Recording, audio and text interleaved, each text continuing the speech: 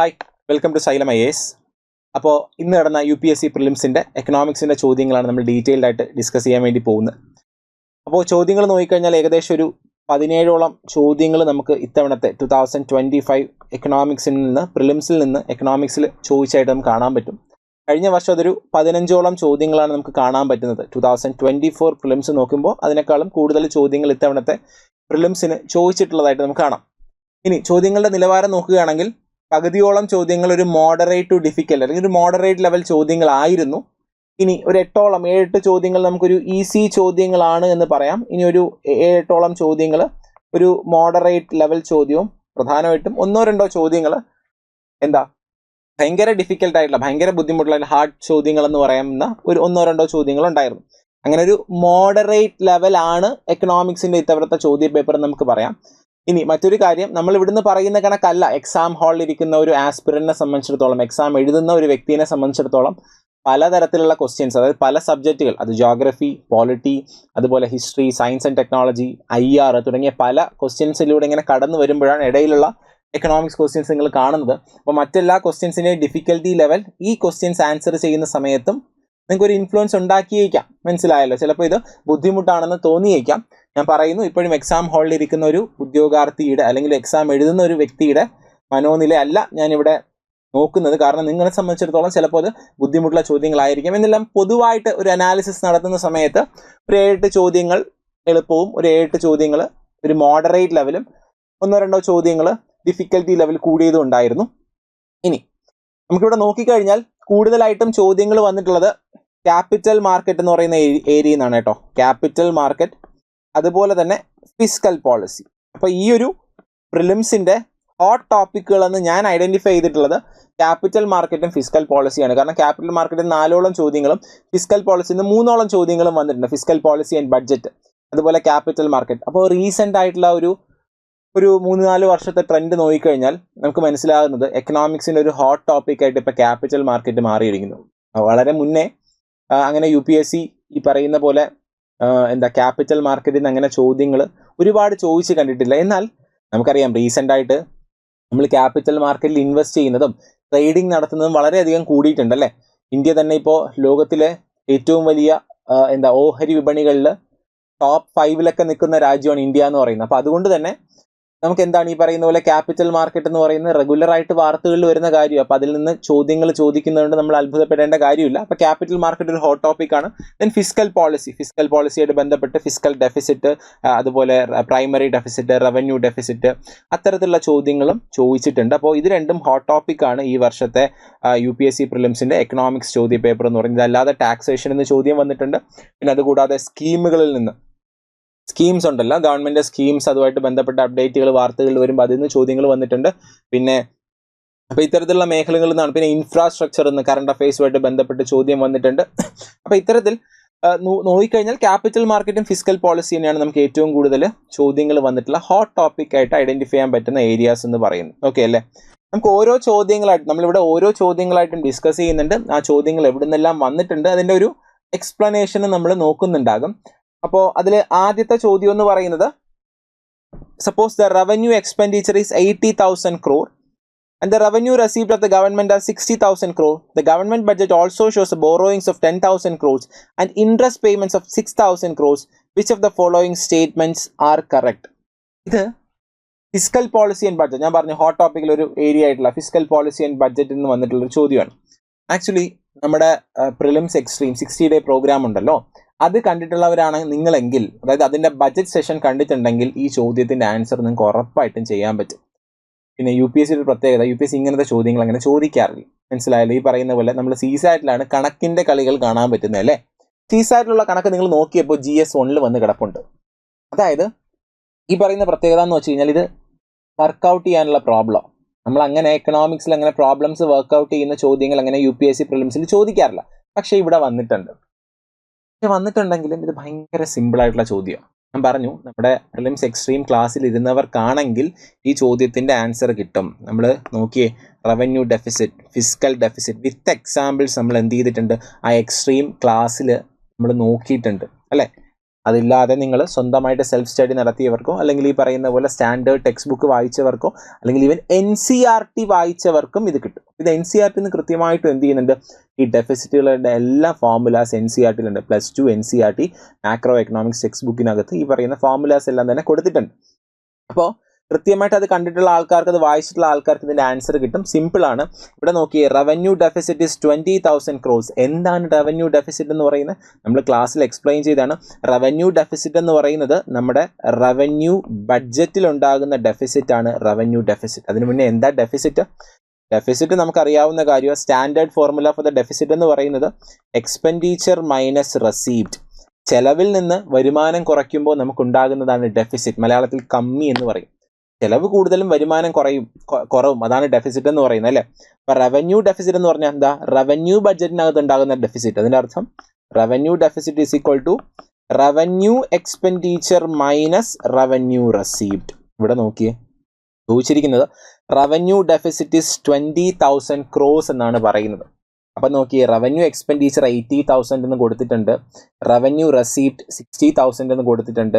അതായത് നമ്മളിവിടെ പറഞ്ഞ കാര്യം revenue expenditure minus revenue receipt 80,000 minus 60,000, അതായത് 20,000 crores. അതല്ലേ റവന്യൂ ഡെഫിസിറ്റ്? അതാണല്ലോ ഒന്നാമത്തെ സ്റ്റേറ്റ്മെന്റ് പറയുന്നത്. ശരിയാണ്. 2, ഫിസ്ക്കൽ ഡെഫിസിറ്റ് ഇസ് 10,000 crores.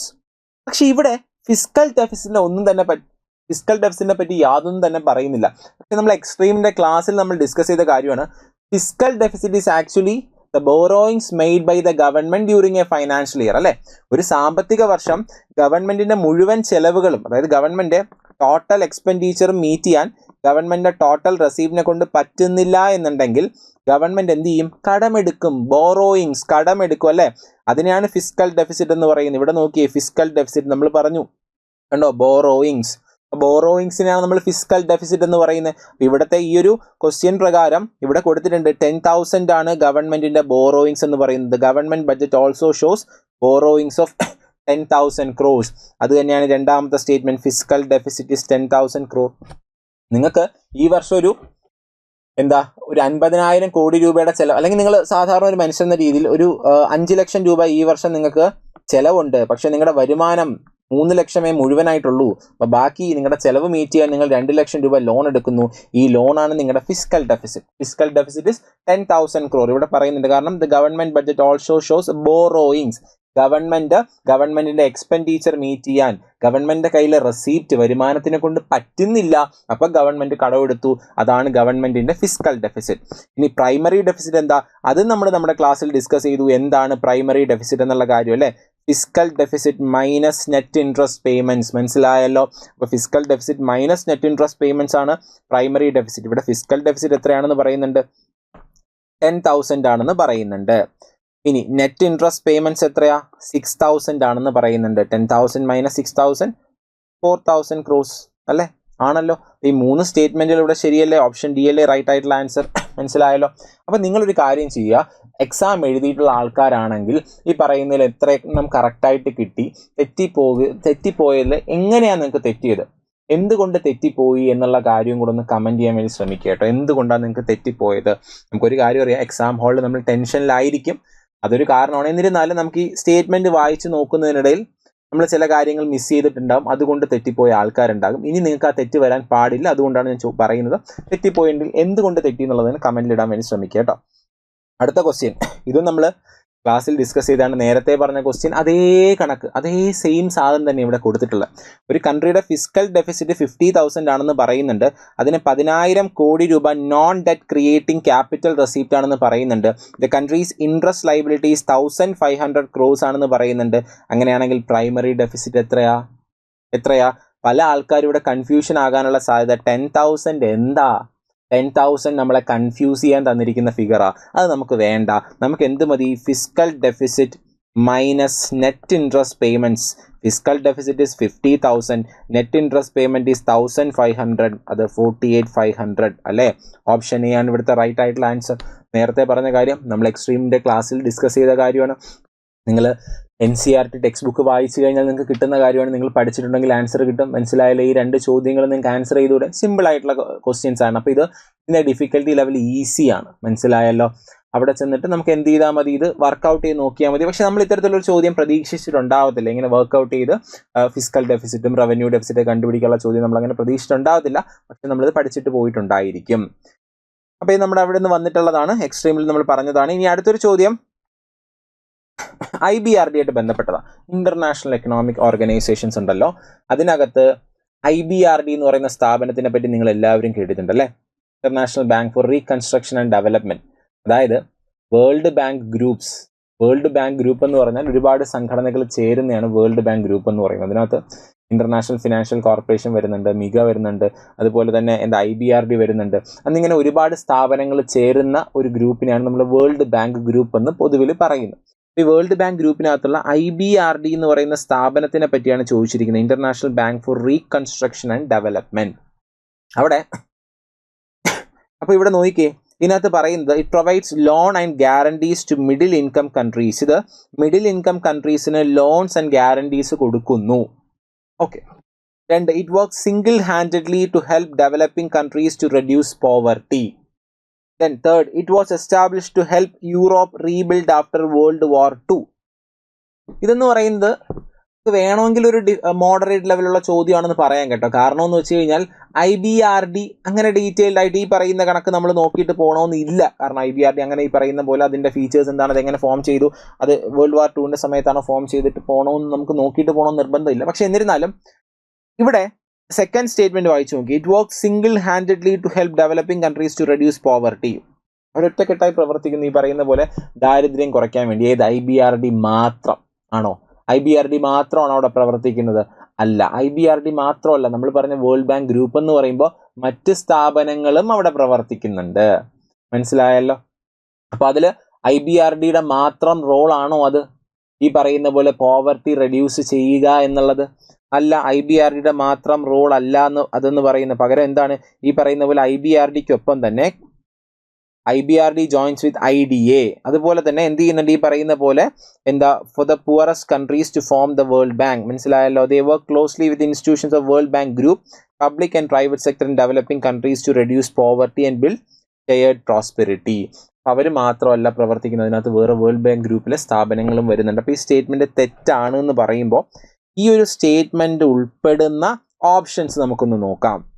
അത് തെറ്റിക്കഴിഞ്ഞാൽ A അവിടെ എലിമിനേറ്റ് ചെയ്യുന്നു, അതിനുശേഷം B അവിടെ എലിമിനേറ്റ് ചെയ്യുന്നു, D അവിടെ എലിമിനേറ്റ് ചെയ്യുന്നു.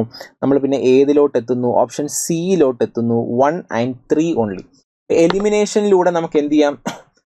ഇത് ആൻസർ കണ്ടെത്താവുന്ന ഒരു ചോദ്യമാണ്. ഇനി ഞാൻ പറയുന്നു, നമ്മുടെ അവിടെ എക്സാം ഹാളിൽ ഇരിക്കുന്ന അന്തരീക്ഷം, നമ്മുടെ ആ സമയത്തെ മെൻറ്റാലിറ്റി, അതെല്ലാം അനുസരിച്ചിരിക്കും ഈ ഒരു എലിമിനേഷൻ വർക്കൗട്ട് ചെയ്യാൻ പറ്റൂല്ലേ എന്നുള്ളത്. എന്നിരുന്നാലും മറ്റു കാര്യങ്ങൾ നോക്കിയാൽ it was establish to help Europe rebuild after world war 2. ശരിയാണ്. കാരണം എന്ന് വെച്ച് കഴിഞ്ഞാൽ എന്താ, വേൾഡ് വാർ 2 ശേഷം ഇത്തരത്തിലുള്ള യൂറോപ്പിൻ്റെ റീബിൽഡിന് വേണ്ടി, യൂറോപ്പിൻ്റെ പുനർനിർമ്മാണത്തിന് വേണ്ടി 1944 എസ്റ്റാബ്ലിഷ് ചെയ്താണ് IBRD എന്ന് പറയുന്ന സ്ഥാപനം. Provides loans and guarantees to middle income countries ആണ്, partner to middle income countries. ഇപ്പം മിഡിൽ ഇൻകം കൺട്രീസിന് എന്ത് ചെയ്യുന്നുണ്ട് ഈ പറയുന്ന പോലെ അവർ ലോൺസും അതുപോലുള്ള കാര്യങ്ങൾ, provides loans, guarantees, risk management തുടങ്ങിയ കാര്യങ്ങൾ പ്രൊവൈഡ് ചെയ്യുന്നുണ്ട്. ഇതെല്ലാം തന്നെ IBRDയുടെ വെബ്സൈറ്റിൽ കൊടുക്കുന്ന. അപ്പം നമ്മുടെ സിലബസ് പ്രകാരം എന്ത് ചെയ്യണം, നമുക്ക് ഈ പറയുന്ന പോലെ ഇന്റർനാഷണൽ എക്കണോമിക് ഓർഗനൈസേഷൻസിനെ പറ്റി നമുക്ക് പഠിക്കേണ്ടതുണ്ട്. പക്ഷെ എന്നിരുന്നാലും നമ്മൾ ഈ പറയുന്ന അതിനകത്തുള്ള കാര്യങ്ങൾ നോക്കിയിട്ട് പോകാനുള്ള സാധ്യത കുറവായതുകൊണ്ട് ഒരു മോഡറേറ്റ് ലെവൽ ചോദ്യമാണിതെന്ന് നമുക്ക് പറയാം. അപ്പോൾ ഇതിൻ്റെ ആൻസർ ഒരു ഓപ്ഷൻ C ആണ് എന്നുള്ള കാര്യം ഒന്ന് മനസ്സിലാക്കുക. അപ്പോൾ ഈ ചോദ്യങ്ങളുടെ ഒരു പ്രത്യേകത എന്നറിയാവോ? എളുപ്പമുള്ള ചോദ്യങ്ങളുണ്ട്. എന്നിരുന്നാലും ചില ചോദ്യങ്ങൾ നമ്മൾ ആദ്യത്തെ പ്രഥമ ദൃഷ്ടിയാൽ എളുപ്പമാണെന്ന് തോന്നുമെങ്കിലും പിന്നീടൊന്ന് ആഴത്തിൽ ഇറങ്ങുമ്പോൾ ഇതല്ലയോ അത് എന്ന് നമുക്ക് എന്ത് ചെയ്യും, കൺഫ്യൂഷൻ വരാം. മനസ്സിലായല്ലോ? ഇതിലെ ചില സ്റ്റേറ്റ്മെന്റുകൾ വായിച്ചിട്ട് ഒന്നും കൂടെ വായിക്കുമ്പോൾ ഇത് ശരിയാണെന്ന് നമുക്ക് തോന്നുന്ന സ്റ്റേറ്റ്മെന്റിൽ പിന്നെ നമുക്ക് തെറ്റാണെന്നും തോന്നാം. അതാണ് ഈ ഒരു ചോദ്യങ്ങളുടെ, ഇന്നത്തെ ഈ ഒരു എക്കണോമിക്സിന്റെ ചോദ്യങ്ങളുടെ ഒരു പ്രത്യേകത, മോഡറേറ്റ് ചോദ്യങ്ങളുടെ പ്രത്യേകത എന്ന് പറയുന്നത്. ഇനി അടുത്ത ചോദ്യം നോക്കിയേ. Consider the following statements in respect to RTGS and NEFT. ഇനി നമുക്കറിയാം RTGSും നെഫ്റ്റും ഇത് രണ്ടും ബാങ്കിങ്ങിൽ നിന്ന് വന്നിട്ടുള്ള ചോദ്യങ്ങളാണ്. നമ്മൾ ബാങ്കിങ് പഠിക്കുമ്പോൾ പൊതുവിൽ പഠിച്ചിട്ട് പോകുന്നതാണ് RTGSനെയും നെഫ്റ്റിനെയും പറ്റി. RTGS എന്ന് വെച്ചാൽ റിയൽ ടൈം ഗ്രോസ് സെറ്റിൽമെന്റും, നെഫ്റ്റ് എന്ന് വെച്ചാൽ നാഷണൽ ഇലക്ട്രോണിക് ഫണ്ട് ട്രാൻസ്ഫറും. ഇത് രണ്ടും എന്ന് വെച്ച് കഴിഞ്ഞാൽ ഫണ്ട് ഒരാളുടെ ബാങ്ക് അക്കൗണ്ടിൽ നിന്ന് മറ്റൊരാളുടെ ബാങ്ക് അക്കൗണ്ടിലോട്ട് ഫണ്ട് ട്രാൻസ്ഫറിന് ഉപയോഗിക്കുന്ന മാർഗ്ഗങ്ങളാണ് real time gross settlement and national electronic fund transfer. അപ്പോൾ ഇതിൽ പറയുന്ന RTGS settlement time is instantaneous while in case of NEFT it take some time to settle the payment. ഈ സാധനം പഠിച്ചിട്ടുണ്ടെങ്കിൽ നമുക്ക് അറിയാവുന്ന കാര്യമാണ്. RTGSന്റെ ഫുൾ ഫോം അറിയാമെങ്കിൽ റിയൽ ടൈം ഗ്രോസ് സെറ്റിൽമെന്റ്. നമ്മൾ എപ്പോഴാണോ ഈ പറയുന്ന പോലെ പണം കൊടുക്കുന്നത് ആ സമയത്ത് തന്നെ മറ്റൊരാളുടെ അക്കൗണ്ടിൽ അത് ക്രെഡിറ്റ് ആകുന്നുണ്ട്. അപ്പോൾ പേയ്മെന്റ് സെറ്റിൽ ആകുന്നുണ്ട്, ശരിയാണ്. അതേസമയം നെഫ്റ്റിന് ബാച്ചസ് ആയിട്ടാണ് ആ പേയ്മെന്റ് പ്രോസസ്സ് ചെയ്യുക. അരമണിക്കൂറുള്ള ബാച്ചായിട്ട് എന്ത് ചെയ്യുന്നുണ്ട്, ഇങ്ങനെ പേയ്മെന്റ് ബാച്ചസ് ആയിട്ടാണ്. ഇപ്പം ഞാൻ പേയ്മെന്റ് നടത്തിയാലും ഇൻസ്റ്റന്റേനിയസ് ആയിട്ട് അല്ലെങ്കിൽ ഇൻസ്റ്റന്റ് ആയിട്ട് മറ്റൊരാളുടെ അക്കൗണ്ടിൽ ഇത് റിഫ്ലക്ട് ചെയ്യില്ല. അതൊരു ബാച്ച് പ്രോസസ്സ് ചെയ്ത് കഴിഞ്ഞാലേ ഇത് റിഫ്ലക്ട് ചെയ്തുള്ളൂ. ആ സ്റ്റേറ്റ്മെന്റ് ശരിയാണ്. എന്നാൽ രണ്ടാമത്തെ statement RTGS customer is charged for inward transactions while that is not in the case of NEFT. ഇങ്ങനെ പറയുമ്പോൾ RTGS ഇൻവേർഡ് ട്രാൻസാക്ഷൻ, നമ്മുടെ അക്കൗണ്ടിലോട്ട് വരുന്ന പൈസയ്ക്ക് RTGS എന്ത് ചെയ്യുന്നുണ്ട്, ഈ പറയുന്ന പോലെ കസ്റ്റമറിന്റെ മേൽ ചാർജ് ഏർപ്പെടുന്നുണ്ട് നമ്മുടെ അക്കൗണ്ടിലോട്ട് വരുന്ന പൈസയ്ക്ക്. പൊതുവിൽ അങ്ങനെ ഏർപ്പെടുന്ന നിങ്ങളൊന്ന് ആലോചിച്ച് നോക്കി. എൻ്റെ അക്കൗണ്ടിലോട്ട് ഒരാൾ പൈസ അയച്ചു തന്നു, അങ്ങനെ എനിക്ക് ചാർജ് വരേണ്ട കാര്യമുണ്ട്, അയക്കുന്ന ആൾക്കല്ലേ ചാർജ് വരാനുള്ള കാര്യമുള്ളൂ. പക്ഷെ എന്നിരുന്നാലും നമ്മളവിടെ കൺഫ്യൂസ്ഡ് ആകാനുള്ള സാധ്യത ഞാൻ പറഞ്ഞില്ലേ. ഈ ഒരു ഓപ്ഷൻസ് പിന്നീട് നമ്മൾ വായിക്കുമ്പോൾ, സ്റ്റേറ്റ്മെന്റുകൾ വായിക്കുമ്പോൾ നമുക്ക് നമ്മളെ കുഴക്കുന്ന രീതിയിലുള്ള സ്റ്റേറ്റ്മെന്റുകളാണ്. അപ്പോൾ നമുക്ക് ഈ ആക്ച്വലി എന്താ ഈ സ്റ്റേറ്റ്മെന്റ് എന്താ തെറ്റാ. കാരണം എന്ന് വെച്ച് കഴിഞ്ഞാൽ RTGS എന്ത് ചെയ്യുന്നില്ല, ഇൻവേർഡ് ട്രാൻസാക്ഷൻ കസ്റ്റമറുടെ കയ്യിൽ നിന്ന് ചാർജ് ഈടാക്കുന്നില്ല, നെഫ്റ്റും ഈടാക്കുന്നില്ല. അങ്ങോട്ട് കൊടുക്കുന്നതിനുണ്ട്, ഇങ്ങോട്ട് വരുന്നതിനില്ല.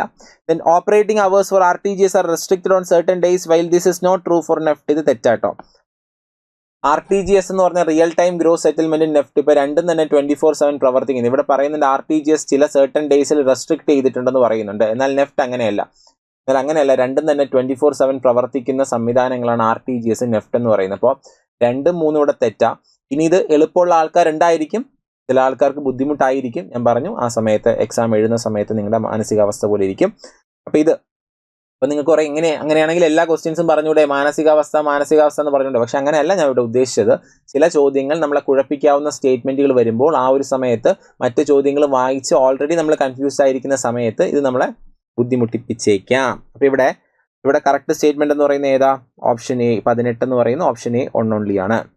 Next question. അപ്പോൾ ഇവിടെ കൊടുത്തിട്ടുണ്ട് നെഫ്റ്റ് എന്താണ്, ഓപ്പറേറ്റിംഗ് അവേഴ്സ് 24/7 ആണ്, RTGS എന്താണെന്നുള്ള കാര്യം ഇവിടെ കൊടുത്തിട്ടുണ്ട്. അപ്പോൾ RTGS എന്ന് വെച്ച് കഴിഞ്ഞാൽ റിയൽ ടൈം ഗ്രോസ് സെറ്റിൽമെന്റ് ആണ്. അതായത് fund transfer instructions occurs individually, real time processing on the സമയത്ത് തന്നെ, ഓൺ ദ സ്പോട്ടിൽ തന്നെ എന്ത് ചെയ്യുന്നുണ്ട്, പ്രോസസ്സിംഗ് നടക്കുന്നുണ്ട്. നെഫ്റ്റുകളാണെങ്കിലോ NEFT presently operates in batches on half hourly. മനസ്സിലായില്ല? ഇപ്പം ഞാനിപ്പോൾ ഒരു പേയ്മെന്റ് നടത്തി അരമണിക്കൂർ ഉള്ള ബാച്ചുകളായിട്ട്, അരമണിക്കൂറിൽ എന്തൊക്കെ പേയ്മെന്റ് നടത്തുന്നുണ്ടോ അതെല്ലാം ഒറ്റ ബാച്ചായിട്ടാണ് പ്രോസസ്സ് ചെയ്യുക. മനസ്സിലായി? അരമണിക്കൂറുള്ള ബാച്ചുകൾ. അപ്പോൾ ഒരു ദിവസം 24 മണിക്കൂർ ഉണ്ടെങ്കിൽ 48 ബാച്ചുകളായിട്ടായിരിക്കും എന്ത് പ്രോസസ്സ് ചെയ്യുക, നെഫ്റ്റ് അവിടെ പ്രോസസ്സ് ചെയ്യുന്നത്. ദെൻ ഇനി താഴെ കൊടുത്തിട്ടുള്ളത് how many countries among the above are there other than India where international merchant payments are accepted under UPI. അപ്പോൾ UPIയുടെ കീഴിൽ മെർച്ചന്റ് പേയ്മെന്റ്സ് ആയിട്ട് ഏതൊക്കെ രാജ്യങ്ങളിലാണ് ഇന്റർനാഷണൽ മെർച്ചന്റ് പേയ്മെന്റ്സ് UPI വച്ച് നമ്മൾ വേറെ രാജ്യത്ത് ചെന്ന് മെർച്ചന്റ് പേയ്മെന്റ്സ് നടത്താൻ പറ്റുന്ന ഏതൊക്കെ രാജ്യങ്ങളിലാണ്?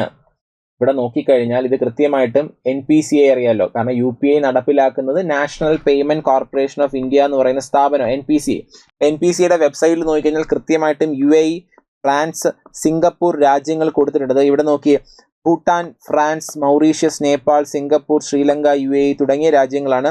List of countries where international merchant payments are accepted as select merchant outlets. അതായത് നിങ്ങളൊരു സ്റ്റോറിൽ പോകുന്നു, എല്ലായിടത്തും ഇല്ല, തിരഞ്ഞെടുക്കപ്പെടുന്ന സ്റ്റോറുകളിൽ ചെന്നൊക്കെ UPI പേയ്മെന്റ് നടത്താവുന്നതാണ്. എന്നാൽ ഒരു വാർത്ത നമുക്ക് കാണാൻ പറ്റുന്നതെന്ന് വെച്ച് കഴിഞ്ഞാൽ ഈ പറയുന്ന പോലെ ഇവിടെ ഏപ്രിൽ വന്നൊരു ന്യൂസാണ്. ഏപ്രിൽ വന്നൊരു ന്യൂസ് പ്രകാരം എന്താ പറയുന്നത്, അതായത് NPCI international UPI transaction person to merchant allow ചെയ്യത്തില്ല എന്ന് പറയുന്നുണ്ട്. അതെന്താണ്? അതായത് ഞാനിപ്പോൾ വിദേശത്തുള്ള ഒരാളുടെ കയ്യിൽ നിന്ന് സാധനം മേടിക്കുകയാണെന്ന് വിചാരിക്കുക. വിദേശത്തുള്ള ഒരാളുടെ കയ്യിൽ നിന്ന് സാധനം മേടിച്ചു കഴിഞ്ഞാൽ എനിക്കിപ്പോൾ എൻ്റെ കയ്യിൽ അദ്ദേഹത്തിൻ്റെ QR കോഡ് ഉണ്ട്, എൻ്റെ ഗാലറിയിൽ സേവ് ചെയ്തിട്ടുണ്ടെങ്കിൽ അത് സ്കാൻ ചെയ്ത് എനിക്ക് പേയ്മെന്റ് നടത്താൻ പറ്റത്തില്ല. എന്നാൽ അവിടെ ചെന്ന് മാത്രമേ സ്കാൻ ചെയ്ത് പേയ്മെന്റ് നടത്താൻ വേണ്ടി പറ്റത്തുള്ളൂ. അപ്പം അത് ബ്ലോക്ക് ചെയ്ത കാര്യം വാർത്ത വന്നിട്ടുണ്ട്. പക്ഷെ ഇതാവണമെന്നില്ല ക്വസ്റ്റ്യൻ ചോദിച്ചത്. പക്ഷെ ഇങ്ങനെ ഒരു ന്യൂസ് വന്നിട്ടുണ്ട്, ഏപ്രിലാണ് വന്നത് എന്നുള്ള കാര്യം എന്ത് ചെയ്യുക, ഒന്ന് അറിഞ്ഞിരിക്കുക. നമ്മുടെ എക്സാം May 25 ആണ്. ഏപ്രിൽ വന്നൊരു ന്യൂസാണ്. അപ്പോൾ ഇവിടെ ചോദിച്ചിരിക്കുന്നത് എന്താണ്, ഏതൊക്കെ രാജ്യങ്ങളാണ് UPI മെർച്ചന്റ് പേയ്മെന്റ്, അതായത് എന്താ ഞാൻ പറഞ്ഞ കാര്യം, ആ ന്യൂസിൽ എന്താ പറയുന്നത്, വിദേശത്തുള്ള ഒരാളുടെ കയ്യിൽ ഞാൻ ഒരു സാധനം മേടിച്ചു എന്ന് വിചാരിക്കുക, അയാൾക്ക് ഞാൻ ഇന്ത്യയിൽ നിന്ന് തന്നെ പേയ്മെന്റ് നടത്തുകയാണ്. എൻ്റെ ഗാലറിയിൽ അദ്ദേഹത്തിൻ്റെ QR കോഡ് ഉണ്ട്. അത് ഞാൻ എന്ത് ചെയ്യുന്ന നമുക്ക് ഫോൺ പേയിലും ഗൂഗിൾ പേയിലൊക്കെ അത് സ്കാൻ ചെയ്യാമല്ലോ. ഗാലറിയിലുള്ള QR കോഡ് സ്കാൻ ചെയ്യാമല്ലോ. അങ്ങനെ സ്കാൻ ചെയ്യാൻ ഇനി പറ്റില്ല. എനിക്ക് അവിടെ എവിടെ നിന്നാണോ, ഞാനിപ്പോൾ UAE നിന്നാണ് വാങ്ങുന്നതെങ്കിൽ അവിടെ ചെന്നിട്ട് എനിക്ക് സ്കാൻ ചെയ്ത് കൊടുക്കാം. അല്ലാതെ ഇവിടെ നിന്ന് എനിക്ക് എന്ത് ചെയ്യാൻ പറ്റില്ല, സ്കാൻ ചെയ്ത് കൊടുക്കാൻ പറ്റത്തില്ല. അത് നിരോധിച്ചെന്നാണ് പറയുന്നത്. ഇവിടെ ചോദിച്ചിരിക്കുന്ന ചോദ്യങ്ങൾ ഏതൊക്കെ രാജ്യങ്ങളുമായിട്ട് ഇന്ത്യൻ മെർച്ചന്റ് പേയ്മെന്റിൽ UPI യൂസ് ചെയ്യാം? UAE, സിംഗപ്പൂർ, അതുപോലെ ഫ്രാൻസ്. അതും സെലക്ടഡ് മെർച്ചൻസിന് മാത്രം. ഇനി അടുത്തൊരു ചോദ്യം, സൂര്യഘർ മുഫ്ത് ബിജ്ലി യോജന എന്ന് പറയുന്ന ഒരു സ്കീമുണ്ട്. ഈ ചോദ്യം അത്യാവശ്യം ഡിഫിക്കൽട്ടി ലെവൽ കൂടിയ ചോദ്യമാണ്. കാരണം ഈ ചോദ്യത്തിന്റെ ഡീറ്റെയിൽഡ് ആയിട്ടുള്ള കാര്യങ്ങൾ, സ്കീമിന്റെ ഡീറ്റെയിൽസ് അറിഞ്ഞാൽ മാത്രമേ നമുക്കിത് ആൻസർ ചെയ്യാൻ വേണ്ടി പറ്റത്തുള്ളൂ. അപ്പോൾ ഈ സ്കീമിന്റെ ഡീറ്റെയിൽസ് അവരുടെ വെബ്സൈറ്റിൽ തന്നെ കൊടുത്തിട്ടുണ്ട്. PM Surya Ghar Muft Bijli Yojana targets installation of 1 crore solar roof top in residential sector. കണ്ടല്ലോ, വീടുകളിൽ 1 കോടിയോളം സോളാർ റൂഫ് ടോപ്പുകൾ ഇൻസ്റ്റാൾ ചെയ്യുന്നതിനെ പറ്റിയാണ് പറയുന്നത്.